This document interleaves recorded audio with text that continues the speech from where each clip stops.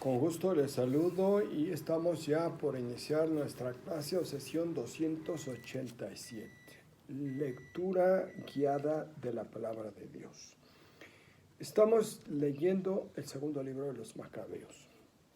Ayer lo iniciamos, hoy vamos a dar lectura a los capítulos 3 y 4 y con esto terminamos esta primera semana que corresponde al tiempo litúrgico de la primera semana del tiempo ordinario. Invocamos a la Santísima Trinidad, en nombre del Padre, del Hijo y del Espíritu Santo. Amén. Capítulo 3, segundo libro de los Macabeos.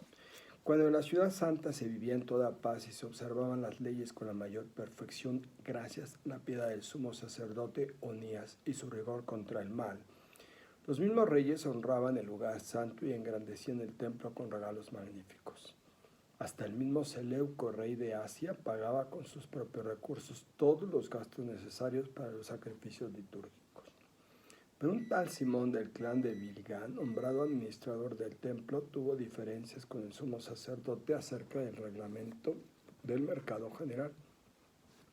Y no pudiendo imponerse a Onías, acudió a Apolonio de Tarso, que en aquel entonces era gobernador en Siria y Fenicia, y le contó que el tesoro de Jerusalén estaba repleto de riquezas indescriptibles, tantas que era incontable la cantidad de ofrendas y desproporcionada para el presupuesto de los sacrificios, y que era posible hacerlas pasar a manos del rey.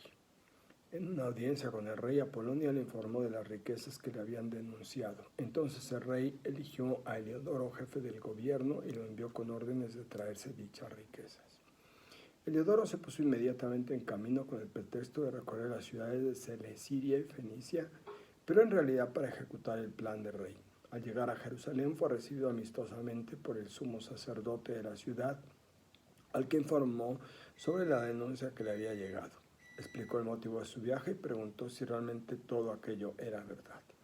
El sumo sacerdote le manifestó que las cantidades depositadas contra el informe falso del impío Simón estaban destinadas a las viudas y a los huérfanos, más una suma que era de Icarno de Tobías, un hombre de muy buena posición, que en total había unos 12,000 kilos de plata y 6,000 de oro, y que de ninguna manera se podía hacer una injusticia a los que se habían dado del lugar santo,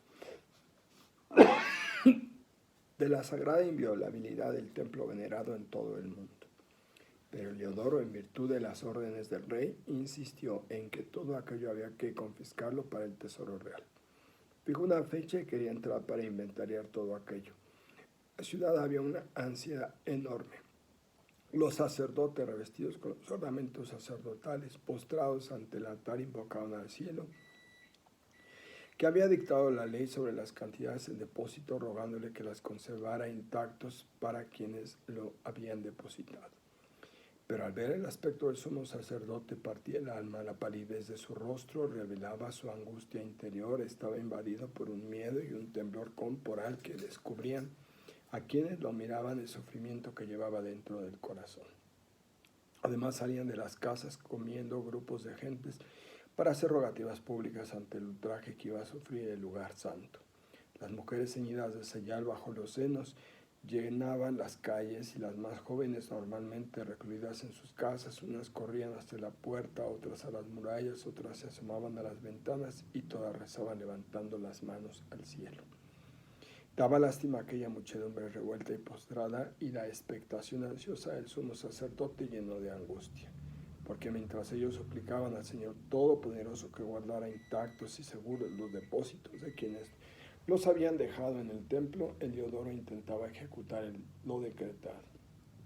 Estaba ya junto al tesoro con su escolta cuando de pronto el soberano de los espíritus y de todo poder se manifestó tan grandiosamente que todos los que se habían atrevido a entrar se quedaron sin fuerzas ni valor, heridos por la fuerza de Dios, porque se le apareció un caballo montado por un temible jinete ricamente adornado, el cual en una arrancada impetuosa tocó a Heliodoro con las patas delanteras. El jinete aparecía revestido de una armadura de oro y se le aparecieron también otros dos jóvenes extraordinariamente vigorosos y de resplandeciente hermosura, vestidos con ropajes magníficos. Se pusieron uno a cada lado y lo azotaban sin parar, descargándole una lluvia de golpes. Al punto cayó al suelo envuelto en densa oscuridad y tuvieron que recogerlo y acomodarlo en una camilla. Así, reconociendo abiertamente la soberanía de Dios, llevaban ahora, incapaz de valerse por sí mismo, al que poco antes había llegado al dicho tesoro con gran acompañamiento y numerosa escolta. Mientras él, por la fuerza de Dios, yacía mudo y privado de toda esperanza de salvación, los judíos alababan al Señor que había glorificado su lugar santo, el templo que poco antes había estado lleno de miedo y turbación.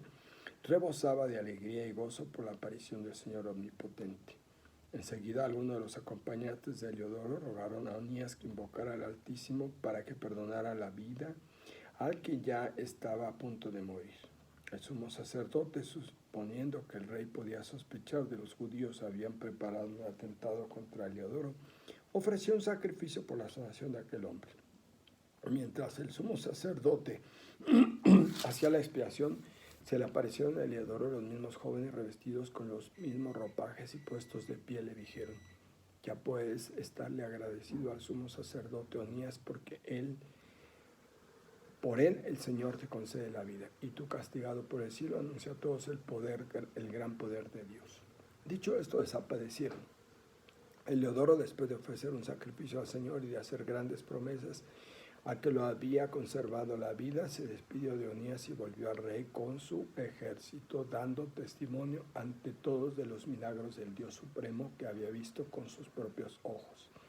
Y cuando el rey le preguntó quién sería el más indicado para enviarlo nuevamente a Jerusalén, Heliodoro dijo: si tienes algún enemigo o un conspirador contra el Estado, envíalo allá y te lo devolverán molido a golpes, si es que logra salvarse, porque verdaderamente una fuerza divina rodea aquel lugar, porque el que habita en el cielo es el guardián y protector de aquel lugar, y a los que van allí a hacer daño los castiga con la muerte. Así acabó el episodio de Heliodoro y la conservación del tesoro. ¿Qué tal?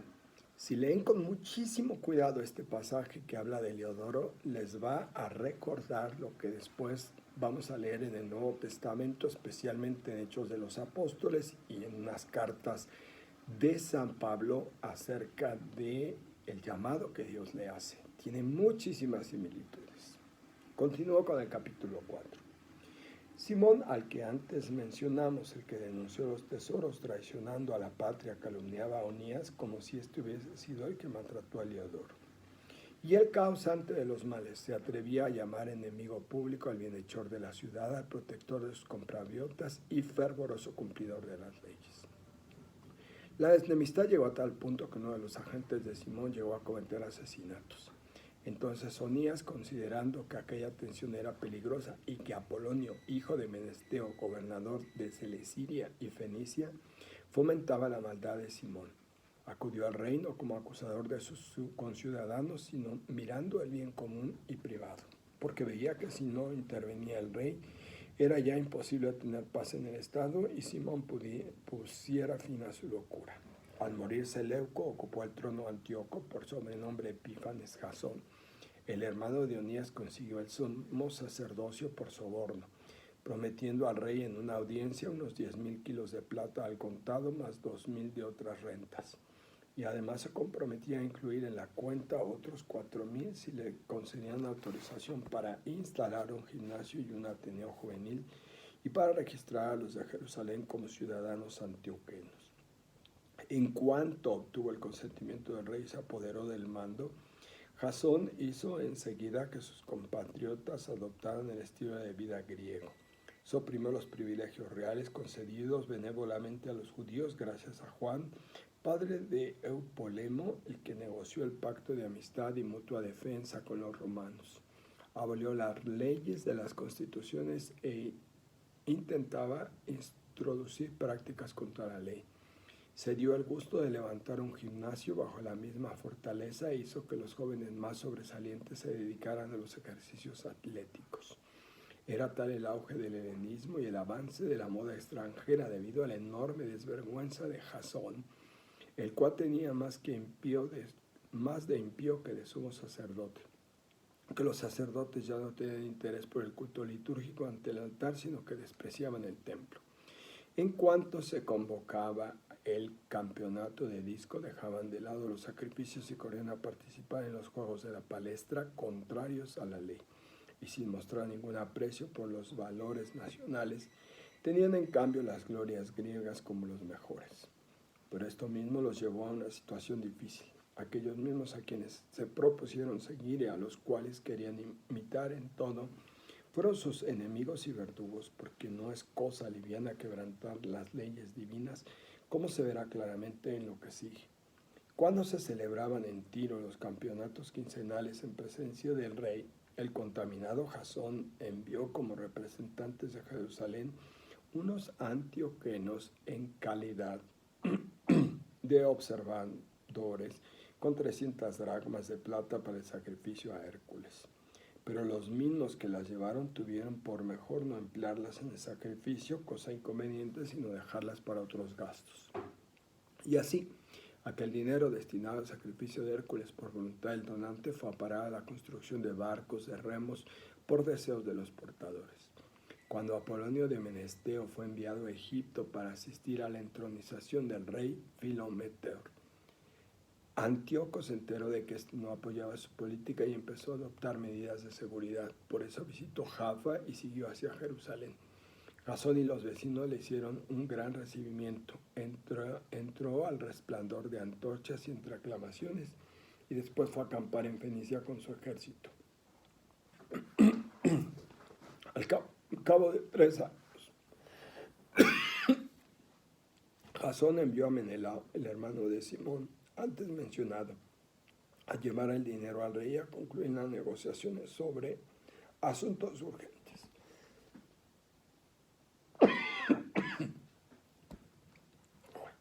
Es que no tomé agua, pero todo bien, de verdad soy muy responsable, no se preocupen. Pero Menelao, una vez presentado ante el rey, lo impresionó con su aire majestuoso y logró hacerse investir de sumo sacerdocio, ofreciendo unos 9,000 kilos de plata más que Jasón. Se volvió con el nombramiento real sin otros méritos para el sumo sacerdocio que el furor de un tirano cruel y la ira rabiosa de un animal salvaje. Y Jasón, que había suplantado a su propio hermano, suplantado a su vez por otro, tuvo que huir a territorio amonita. Por su parte, Menelao tenía en sus manos el poder, pero no hacía nada por pagar la cantidad prometida al rey. Sostrato, prefecto de la fortaleza, se la reclamaba porque estaban encargados de cobrar los impuestos. Por este motivo, el rey llamó a los dos. Menelao dejó como sustituto en su cargo el sumo sacerdote de su hermano Lisimaco, y Sostrato dejó a Carates, jefe de los chipriotas. Entre tanto ocurrió la sublevación de Tarso y Malos, porque los había entregado en donación a Antioquía, concubina del rey. Antioquida, concubina del rey. Así que el rey marchó apresuradamente para restablecer el orden, dejando como regente a Andrónico, uno de los dignatarios de la corte. Pensando aprovechar una buena oportunidad, Menelao robó algunos objetos de oro del templo, se los regaló a Andrónico y vendió otros en Tiro y las ciudades vecinas. Cuando Onías lo averiguó con toda certeza, se retiró a Dafne, cerca de Antioquía, lugar de asilo, y de allí denunció a Menelao. El resultado fue que Menelao, tomando aparte a Andrónico, lo incitaba a matar a Onías. Andrónico se presentó ante Onías y se ganó astutamente su confianza, dándole la mano derecha con juramento. Onías se resistió a creerle, pero al fin se dejó convencer y salió de su refugio. Inmediatamente Andrónico lo mató sin ningún miramiento con la justicia. Por esta razón, no solo los judíos, sino también muchos de otras naciones estaban alarmados e indignados por el injusto asesinato de aquel hombre. Cuando el rey volvió de Cilicia, los judíos de la capital y los griegos que reprochaban tan mala acción acudieron a él para quejarse por la injusta muerte de Onías. Antíoco, profundamente apenado y movido a compasión, lloró recordando la prudencia y la conducta irreprochable del difunto. Luego, lleno de indignación, despojó a Andrónico de la púrpura y le desgarró los vestidos. Luego hizo que lo pasearan por toda la ciudad y en el mismo sitio donde había tratado a Onías impíamente, allí eliminó al homicida. Así le dio el Señor el castigo que merecía. Lisímaco, había cometido en Jerusalén muchos robos sacrílegos con el consentimiento de Menelao y la noticia se había divulgado entre la gente. Por eso el pueblo se amotinó contra Lisímaco cuando ya muchos objetos de oro habían desaparecido. Como la multitud estaba muy excitada y había llegado al colmo de su furor, Lisímaco armó unos 3,000 hombres y emprendió una represión violenta dirigida por un tal Aurano, hombre avanzado en edad y más aún en demencia. Ante el ataque que Lisímaco, unos con piedras, otros con estacas y algunos tomando a puñados la ceniza, esparcían allí, las arrojaban violentamente contra la tropa. Con eso hirieron a muchos, mataron a otros y a todos los demás les hicieron emprender la huida y el sacrílego lo mataron junto al tesoro. A Menelao se le procesó por aquel incidente y cuando el rey llegó a Tiro, los 3 hombres emisarios del Senado expusieron un informe ante el rey. Viéndose ya perdido, Menelao prometió una buena suma a Ptolomeo, hijo de Dorimeneo, para que convencieran al rey. Y efectivamente Ptolomeo se llevó al rey a una galería como para tomar un poco de aire y lo hizo cambiar de opinión. Así al culpable de todo lo absolvió de lo que se le imputaba y a aquellos desdichados que aún ante el tribunal bárbaro habían sido absueltos como inocentes, los condenó a muerte. De este modo, los que habían hablado en defensa de la ciudad, del pueblo y del ajuar sagrado, sufrieron sin más un castigo injusto. Por este motivo, algunos de Tiro, para manifestar su repulsa por aquel crimen, costearon con generosidad los gastos del funeral. En cambio, Menelao, gracias a la avaricia de los poderosos, se mantuvo en el mando, progresando en maldad, convirtiéndose en el mayor adversario de sus conciudadanos. Palabra de Dios. Mayor explicación no necesita este texto.